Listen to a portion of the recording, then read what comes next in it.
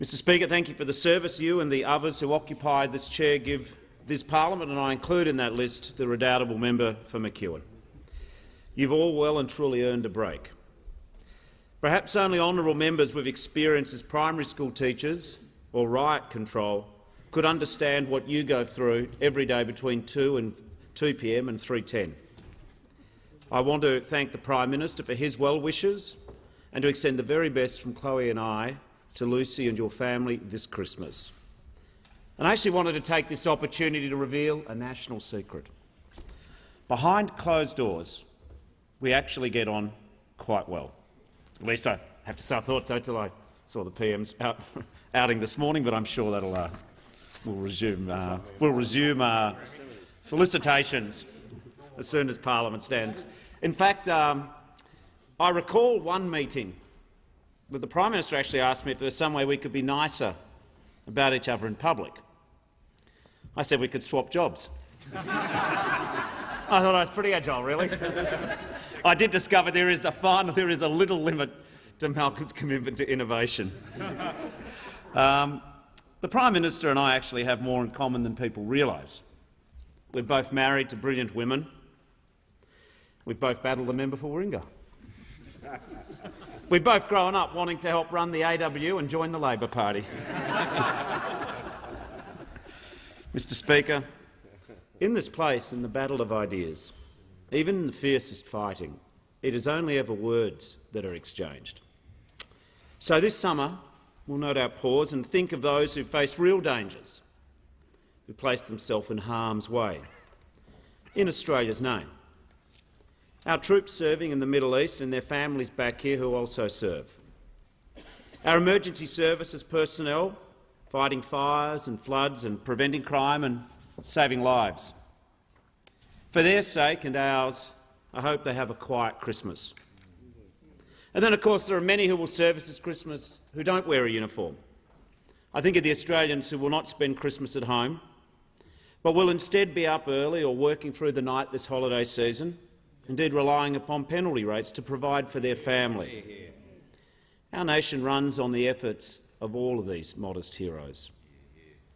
Now, Mr Speaker, 2016 brought us triumph and tragedy, joy and sadness, and the Prime Minister has spoken about some of these most movingly.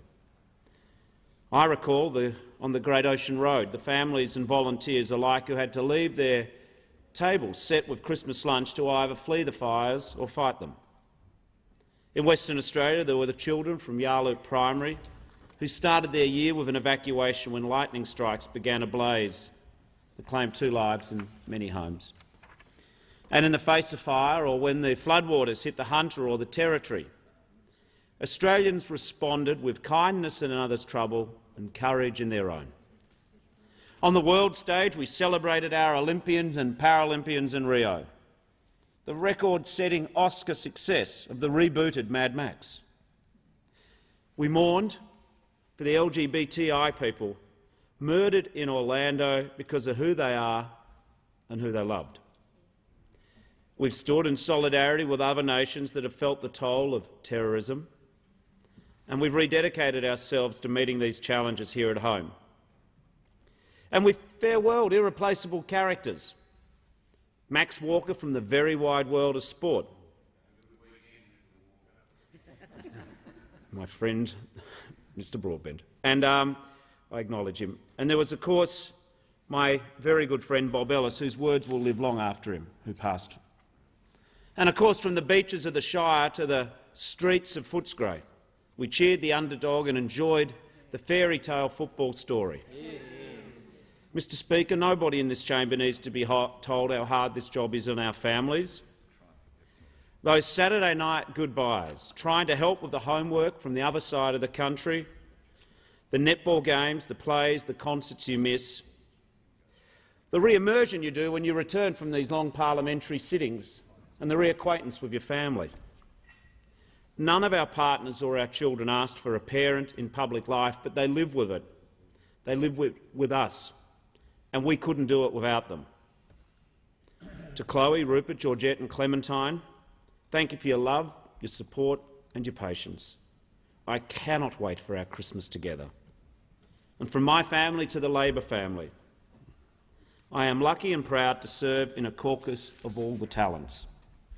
And I'm pleased that there are many more of you here to thank this year than last. In particular, I want to acknowledge my leadership group. My outstanding deputy leader, Tanya, you know how much I value your counsel, your support and your leadership. Thank you. There's our leadership team in the Senate, the formidable Penny Wong, light years ahead of her opposite number and light years ahead of whoever replaces him, whenever that happens. There's the always calm Don Farrell, who's been such a welcome return to the parliament. And I must acknowledge the one-of-a-kind Stephen Conroy, who can be very proud of the 20 years he served our party, this parliament and our country. I want to thank our Shadow Treasurer, who has ensured that our party leads the policy debate and sets the agenda, particularly on housing affordability, but on many other fronts. Then there's the member for Watson, who carries the day for Labor in this chamber, whether or not the government turn up or go home. There's the member for Jagga Jagga, who knows more about social policy than any think tank or Liberal frontbench in this country. There's the Chief Whip, Chris Hayes, and our Deputy Whips, keeping order. And for all of us, my talented shadow ministers and backbenchers, we are here in the service of a movement as well as a cause. To every member of our great party, from National Secretary Noah Carroll and his predecessor George Wright, to the tens of thousands of true believers who made calls and handed out on election day, I say thank you. In 2017, our people deserve a parliament capable of rising above narrow, self-seeking sectional interests. In 2017, our Australians deserve a parliament capable of raising the standard of living and opportunity for all Australians.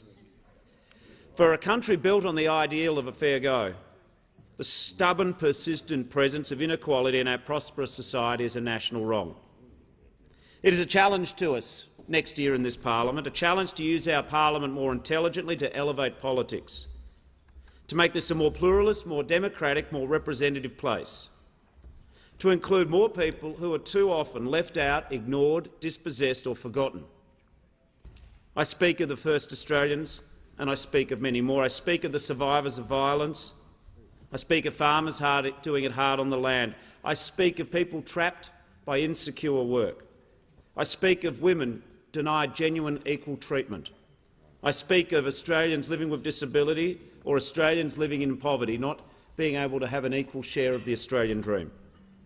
Marginalising our fellow Australians only weakens our society. We can never condone the complacency that another Australian's misfortune is someone else's responsibility. Our duty next year is to gather Australians in to leave no one behind, because those who would make fairness too difficult make the splintering of our society too easy. And I say to our brothers and sisters in the trade union movement, on this side of the House we know the effort you make to improve the lives of working people. We know the battles you undertake to lift the living standards of ordinary Australians, and we will never accept the calumny and the ignorance which says that somehow unions do not have a place in our society and that their work is not important. Fringe groups and fads may come and go, but solidarity is forever. And speaking of unshakable loyalty, I want to thank the Press Gallery. In our long travels together this year, I often missed the news and couldn't read the clips, and I discovered that the less I saw of your work, the more I enjoyed your company. I want to give a special shout-out to the snappers and the camos, who, while their colleagues snoozed and boozed, ran alongside me in the tropical Townsville heat and the chilly Canberra dawns. In fact, they often sprinted ahead of me and carrying cameras, which was quite demoralising.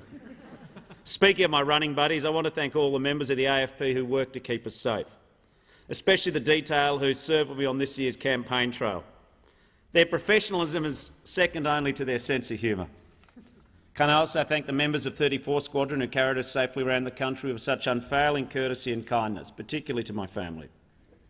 And on the ground, we count on our Comcar drivers.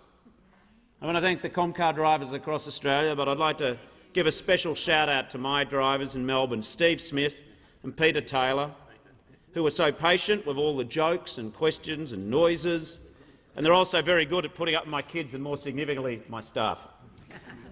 Mr Speaker, on a sitting day, this building is crowded with visitors, from the tourists and school children in the galleries above to all of us who crowd the coffee queue.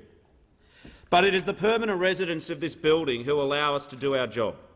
The clerks and chamber attendants, I acknowledge Luch, amongst others, the Hansard reporters, the drafting and tabling officers whose quiet diligence ensures that the only disruptions in this place are the ones we cause ourselves. And to Dom and the team at Aussies, the most powerful unsung monopoly in Australia, thank you for keeping us fed and fuelled.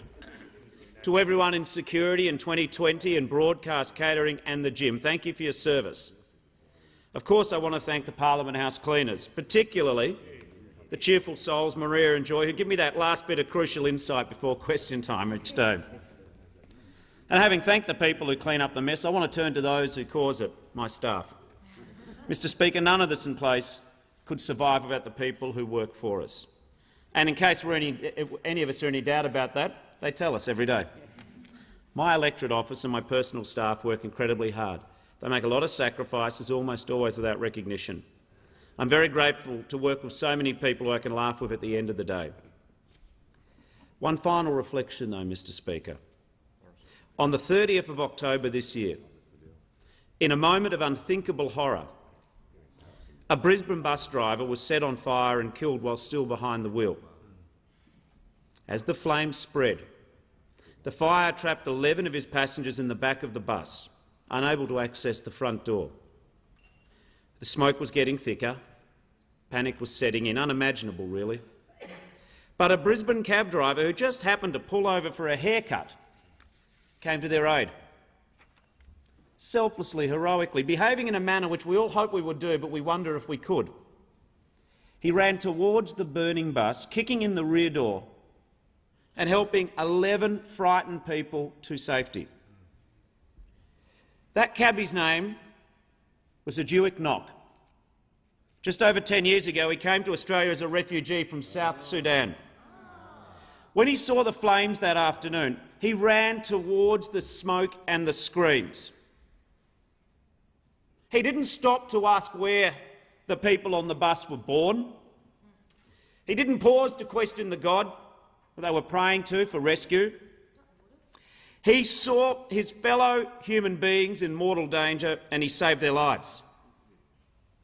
Ajuik was born 13,000 kilometres from where we sit. But on that day he showed us all the spirit of Australia. The spirit of courage, compassion, the sense of community we revere. How lucky were we that refugee came to Australia? How lucky were those 11 people this Christmas and their families to have Christmas together because of that refugee? The ideals and qualities that inspire us in this place, he demonstrated in the service of the Australian people. In 2017, let us all be guided once again by those great Australian values.